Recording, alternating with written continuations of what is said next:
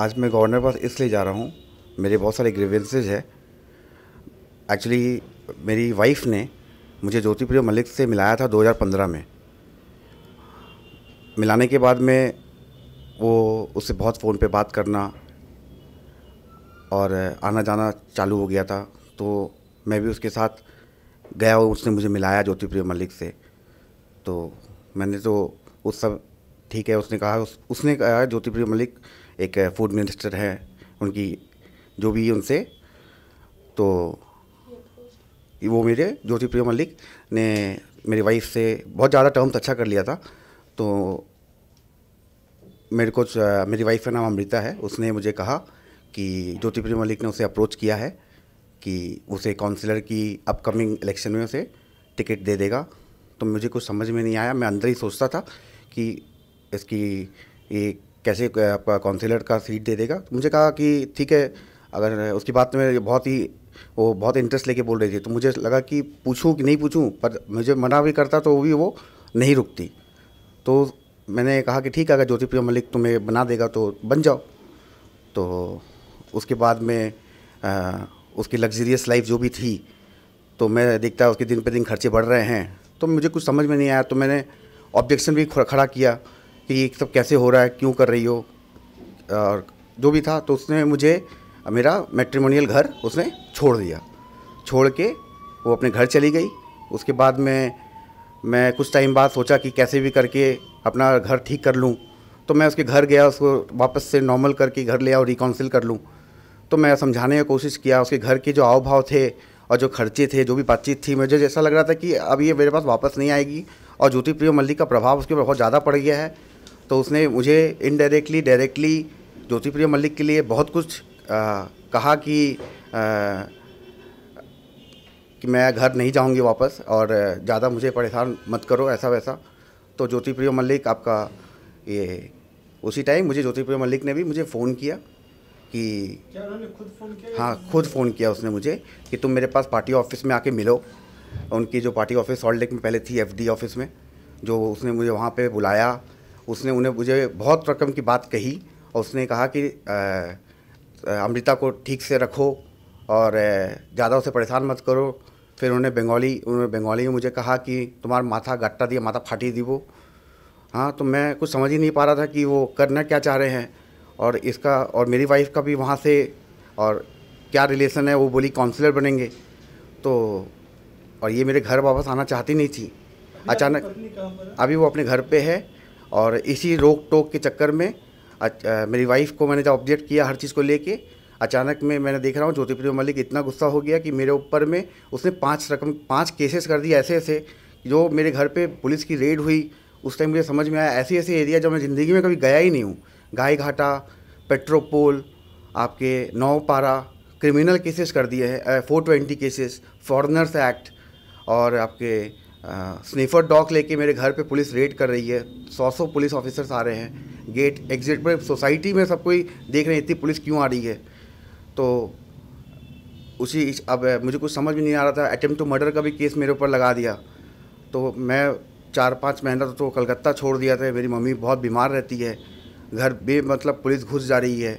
तो कुछ केसेस पे मैंने बेल भी लिया है, और कुछ केसेस मैं मेरे कोर्ट में बेल के लिए एप्लीकेशन किया हुआ, जो मैं आप लोग मीडिया को दिखा सकता हूँ कि मेरा बेल मूवमेंट हो चुका है। अब ऑलरेडी ज्योतिप्रिय मलिक को मैंने 40 लाख रुपया दे दिया है। उन्होंने एक्सटॉर्ट कर चुका है हर तरीके से। पुलिस आती थी पैसे मांगने के लिए, जब मैं 4-5 महीना नहीं था उसी दौरान मैं बाहर से अब मेरे घर से पैसा अरेंज करके मेरे घर वाले जाके मंत्री को अपने हाथ में पैसा देते थे, और बड़े परेशानी से मैं निकला हूँ। ज्योतिप्रिय मलिक साहब कब मिले थे? ज्योतिप्रिय मलिक से मेरी वाइफ ने मुझे मिलाया था 2015 में। लास्ट कब मिले थे? मैं मिला था लास्ट उनसे मिला था जब वो उन्होंने प्रेशर किया था कि वो गट्टा दिया माथा फाटी दी, वो 2016 के या 17 के आसपास। देखिए, पिछले 8 महीने से मैं संदीप अग्रवाल का केस देख रही हूँ। जिस तरीके से इनके ऊपर फॉरेनर एक्ट लगा है, तो मैंने इनके पूरी फैमिली का ITR, पासपोर्ट वगैरह सब कुछ मैंने DM को भेजा है और इनका भी। तो foreigner act as per law लगाने की कोई भी संभावना नज़र नहीं आ रही है। और काफ़ी RTIs वगैरह भी मैंने की है कि इन्होंने अटेम्प्ट टू मर्डर किया है या छिनतई का ऐसा कोई क्राइम किया है, तो उसके इन्वेस्टिगेशंस और जहाँ पर किए गए हैं वो किसी अपार्टमेंट के नीचे किया गया है। तो CCTV कैमरा अब हर अपार्टमेंट के नीचे होता है, पर कोई स्पेसिफिक रिप्लाई हमारे पास नहीं आया है। ऑफिसर्स जो आते हैं वो कहते हैं कि सर्च वारंट है, अरेस्ट वारंट है। जब मैं उनसे पूछती हूँ कि वो वारंट मुझे दिखाया जाए जो आप घर में सडनली एंटर कर गए हैं रेड करने के लिए, तो वो लोग मोबाइल पर कुछ पेपर दिखाते हैं, लेकिन वो स्पेसिफिक एज़ पर लॉ नहीं होते हैं। तो इनके केस में बेसिकली ये मिनिस्टर साहब से बहुत ज़्यादा परेशान है। जो ज्योतिप्रिया मलिक है वो उनको डायरेक्टली फ़ोन भी किया है, कई बार थ्रेट भी किया है, कई ऑडियो रिकॉर्डिंग्स की CD हम लोगों ने भेजी भी है। नरेंद्र दामोदर दास मोदी जी के यहाँ से हमारे पास कई बार रिप्लाई आया है।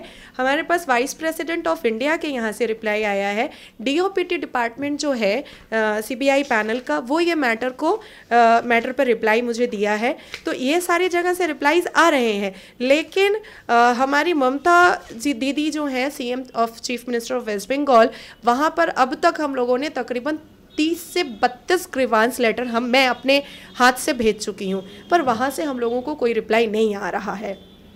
आज सडनली मेरे पास 2/1/2019 को हमने एक ग्रीवांस उनको भेजा था, जिस पर ministry of personnel public grievance and pensions के यहाँ से चीफ सेक्रेटरी के यहाँ से एक रिप्लाई आया है कि काफ़ी ज़्यादा पेट्रापोल और बागुईहाटी ऑफिसर संदीप को हैरेस कर रहे हैं। उसके लिए सिर्फ एक रिप्लाई आया है कि वेरिफिकेशन हो रहा है, लेकिन इनको जो एक प्रोटेक्शन मिलना चाहिए, क्योंकि स्टेट के ही मिनिस्टर अगर इनको हैरेस करेंगे इनकी वाइफ के लिए या एक्सटॉर्ट करेंगे, तो फिर इंसान, एक इनोसेंट इंसान जाएगा कहाँ।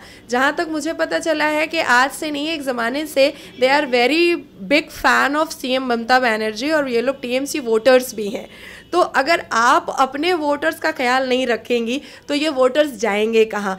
सेकेंड थिंग इज़ कि मैंने जहाँ तक काम किया है, मैंने 107 और 144 इनके घर के लिए किया है, और इनकी सेफ्टी के लिए बारासात कोर्ट में मृण्मयी कश्यपी के अगेंस्ट में एक 156 क्लॉज 3 हुआ है क्रिमिनल केस, जिस तरीके से इनको हैरेस किया जा रहा है। एक हाई कोर्ट में अपील हो रहा है, हो चुका है ऑलरेडी, स्कूटी में जा चुका है। जो जितने भी पुलिस ऑफिसर्स और जितने भी क्रिमिनल केसेस इनके ऊपर हुए हैं उसकी वेरिफिकेशन के लिए, ताकि डायरेक्ट हाई कोर्ट के जज उसको वेरीफाई करें। सुप्रीम कोर्ट में फेब्रुअरी मिडिल ऑफ मंथ में इनका एक ग्रीवांस SLP जा रहा है फंडामेंटल राइट्स के ऊपर, कि जिस तरीके से इनको बंगाल में टॉर्चर और हैरेस इनकी फैमिली को किया जा रहा है। तो मैंने पूरा लॉ का अकॉर्डिंग टू लॉ ही मैंने प्रोसेस किया है, और इस मैटर को मैं एज पर लॉ ही मैं देख रही हूँ एज अ काउंसिल। चैनल देखने के लिए आप सभी का बहुत बहुत धन्यवाद।